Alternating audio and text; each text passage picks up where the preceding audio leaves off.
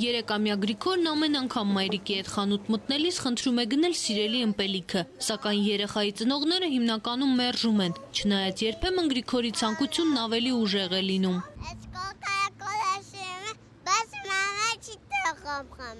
Ճիշտ է, որքան էլ փորձում ենք խուսափել նմանատիպ ըմպելիքներ գնելուց,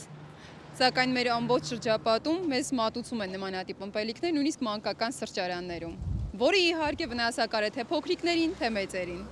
Գազավորված ըմպելիքների վնասակարության մասին բժիշկները խոսել են մշտապես, իսկ Կոկա-կոլան եւ Պեպսին աշխարհի ամենավտանգավոր մթերքների ցուցակից երբեք դուրս չեն եկել, թեև հենց նրանց է բաժին ընկնում գազավորված ըմպելիքների շուկայի մոտ 90%-ը։ Բժիշկների ահազանգները որքանով են վնասել ընկերությունների բյուջեին, դժվար է ասել, սակայն այսուհետ ըմպելիքները սպառողի սեղանին կհասցվեն փոփոխված բաղադրատոմսով։ Ամերիկյան Կալիֆոռնիա նահանգը վերջերս կոնցերոգեն նյութերի ցանկում է ընդգրկել 4-մեթիլիմիդազոլ կոչվող նյութը, որն ընկերություններն օգտագործում են որպես գունանյութ։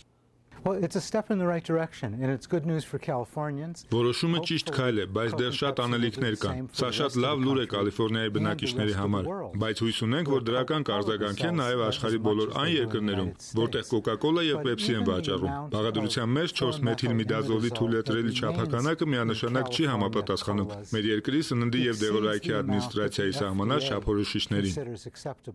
Եթե այս փոփոխությունը ընկերությունները չիրականացնեին, պարտավորվում էին շշերի պիտակների վրա նշել, որ ըմպելիքը քաղցկեղի վտանգ է առաջացնում։ Գիտական հետազոտություններից մեկի արդյունքում պարզվել է, որ 4-մեթիլիմիդազոլը կարող է քաղցկեղային հիվանդություններ առաջացնել մկների ու առնետների մոտ։ Ընկերությունները սակայն համոզված են, որ մարդու առողջության համար վնասակարության ոչ մի ապացույց չկա։ Վտանգավոր չափաբաժինը ստանալու համար մարդը պետք է միանգամից 1000 շիշ Կոկա-կոլա կամ Պեպսի խմի։ Այնուամենայնիվ ընկերությունները որոշել են նյութն այլևս արտադրության մեջ չօգտագործել։ Փոփոխության արդյունքում չի փոխվի ըմպելիքների գույնը, համը եւ բույրը։